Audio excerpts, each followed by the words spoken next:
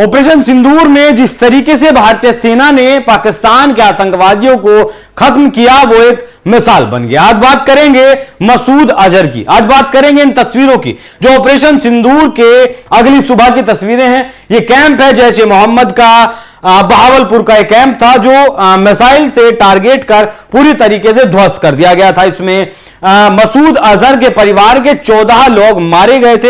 हालांकि मसूद अजहर सामने आया था, वो रोया था, गिड़गिड़ाया था, उसने कहा था कि मेरी बहनोई बच्चों समेत लगभग 10 लोग मारे गए हैं।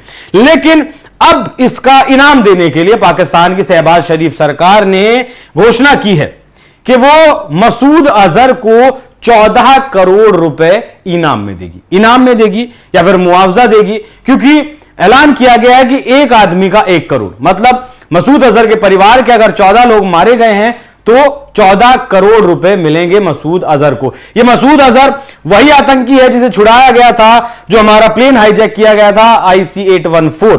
और अभी ये आप देख सकते हैं हेडलाइंस फिलहाल यही चल रही हैं, टेररिस्ट मसूद में गेट ₹14 करोड़ इन पाक रिलीफ फॉर ऑपरेशन सिंदूर। देखिए, तो एक तरफ वो तस्वीरें आती हैं जब पाकिस्तान के जनरल रैंक के अधिकारी, पाकिस्तान की सेना जनाजे में जाती है आतंकवादियों के, पाकिस्तान के झंडे में उन्हें लपेटकर उनका जनाजा निकाला जाता है। एक तरफ आतंकी मसूद अजहर जो इंटरनेशनल टेररिस्ट है उसे 14 करोड़ रुपए देने का ऐलान किया जाता है। अब आप सोच रहे होंगे कि पाकिस्तान के पास पैसे तो है नहीं, कटोरा उठाकर कभी वो चीन के पास जाता है, कभी सऊदी के पास जाता है, कभी IMF के पास जाता है। तो अभी IMF की तरफ से 1.1 बिलियन का लोन मिला है पाकिस्तान को। अब इस लोन को दिलाने में अमेरिका की महत्वपूर्ण भूमिका रही है। हालांकि वही अमेरिका है जिसके यहां 9/11 हुआ था, उसके बाद उसने तालिबान में दशकों तक ऑपरेशन चलाया और उसके बाद दुम दबाकर भागना पड़ा। तालिबान को मान्यता भी दी और अभी सीरिया पर जो सैंक्शंस अमेरिका ने लगाए हुए थे वो सैंक्शंस भी हटाए और सीरिया में जो आतंकी संगठन घोषित किया हुआ था अमेरिका ने, उससे गले भी सऊदी अरब में जाकर डोनाल्ड ट्रंप मिले हैं। तो डोनाल्ड ट्रंप के लिए सिर्फ पैसा मैटर करता है। अब जो 1.1 बिलियन का IMF से लोन दिलवाया है पाकिस्तान को, उसी पैसे से ये आतंकियों को पालने का काम, ये आतंकियों को मुआवजा देने का काम किया जा रहा है। अब भले ही हो सकता है कि माथा तो जरूर पीट रहे होंगे डोनाल्ड ट्रंप कि मैंने क्या कर दिया, और हो सकता है कि इसके बाद पाकिस्तान के ऊपर वो कुछ सख्त एक्शन लेने की भी दिशा में काम करें। हालांकि ऐसा होगा उसकी ज्यादा पॉसिबिलिटीज नहीं है, क्योंकि अमेरिका में बैठे डोनाल्ड ट्रंप एक व्यापारी और उन्हें पैसे से मतलब है। वो पैसा किस तरीके से आता है इस बात से उन्हें कोई मतलब नहीं है। तो जो पैसा IMF ने दिया था उससे अब वो आतंकियों की मदद करेगा। IMF में किसी भी देश को जब लोन दिया जाता है तो लगभग अमेरिका का बहुत बड़ा स्टेक है उसमें, और 85% लोगों की सहमति जरूरी होती है, और 85% की सहमति मिली तभी जाकर ये पाकिस्तान को लोन मिला है। बाकी मसूद अजहर कितना खतरनाक टेररिस्ट था वो सुनिए आप। हमारी सहयोगी नम्रता ने जो जम्मू कश्मीर के पूर्व DGP हैं SP वैद साहब, उनका एक इंटरव्यू किया था, वो सुनिए। ये टेररिस्ट को पकड़ने का कौन सा कॉन्सेप्ट था? ये देखिए, ऐसा है, उस वक्त अजहर मसूद को पकड़ा गया और वो यहाँ कोट बलवाल जेल है जम्मू के आउटस्कर्ट्स में, वहाँ वो लॉज था। वहाँ और भी बहुत सारे टेररिस्ट थे, हाई सिक्योरिटी प्रिजन है वो। इसी तरह मुश्ताक लटरम एक डाउनटाउन कश्मीर का, श्रीनगर का टेररिस्ट था, बड़ा नोटोरियस। और एक तीसरे का नाम था उमर शेख। तो इन तीनों को छोड़ना पड़ा जब वो नेगोशिएशन हुई कंधार हाईजैकिंग में। आई थिंक पहले तो बहुत ज़्यादा नंबर्स मांग रहे थे, लेकिन हमारे नेगोशिएटर्स ने बहुत अच्छा उनके साथ बातचीत की। अल्टीमेटली फैसला हुआ इन 3 टेररिस्टों को छोड़ना पड़ेगा। तो अजहर मसूद बहुत डेंजरस आदमी था, एक दानव था, एक राक्षस था। तो अनफॉर्चुनेटली मेरी ड्यूटी लगाई गई कि दिल्ली से स्पेशल प्लेन आ रहा है और एक सीनियर गवर्नमेंट ऑफ इंडिया के इम्पोर्टेंट आदमी फंक्शनरी आ रहे हैं वो उसको लेने के लिए। उस वक्त हालांकि जो चीफ मिनिस्टर थे यहाँ डॉक्टर फारूक, उन्होंने प्रोटेस्ट किया, वो नहीं मान रहे थे छोड़ने के लिए। लेकिन अल्टीमेटली द सीन ये हुआ कि अगर उनको 180 और 184 या 190 यात्रियों को अगर उनको छुड़ाना है क्योंकि वो कंधार में था, तो आपको इनको छोड़ना पड़ेगा, इन 3 टेररिस्टों को।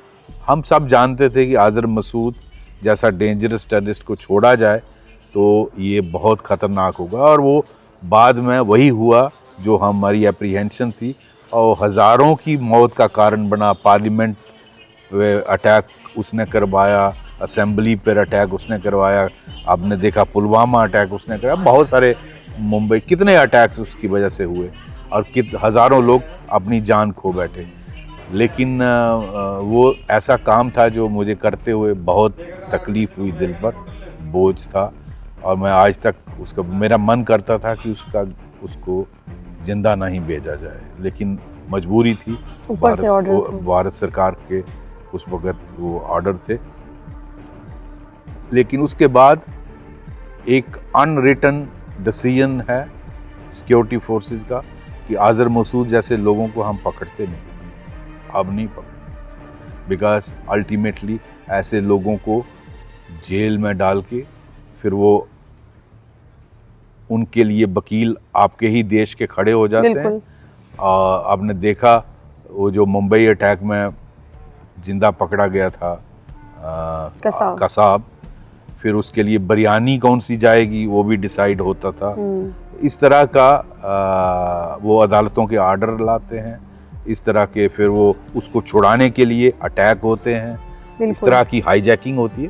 तो अब army, security forces, police, we don't catch them. Sir उस दौर को लेकर जब जैसे अभी एक वेब सीरीज आई कंधार हाईजैक को लेकर, तो लोगों ने एक बार फिर से अटल बिहारी वाजपेयी की सरकार को याद किया और कहा कि ये डिसीजन 176 यात्रियों के लिए, उनके परिवारों के लिए लिया गया था, उस वक्त की ये मजबूरी रही होगी।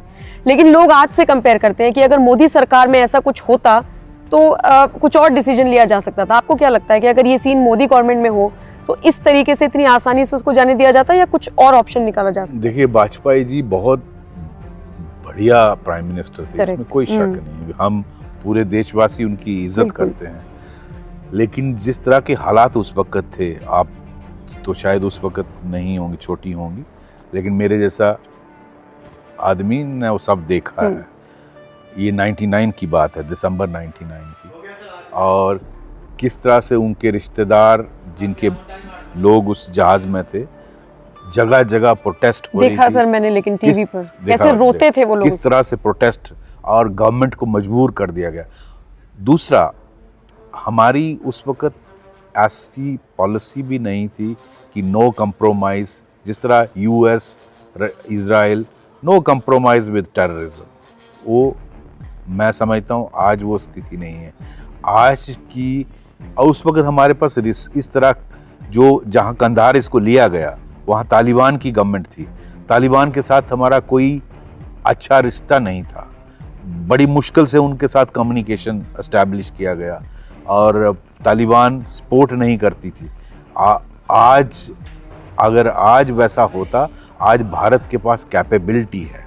आज मोदी सरकार पहले तो नेगोशिएट नहीं करेगी इस टेररिज्म के साथ, और हमारे पास आज वो सक्षम भारत है, वो कैपेबिलिटी है कि हम वहाँ जाकर भी उसको छुड़ा के ला सकते हैं।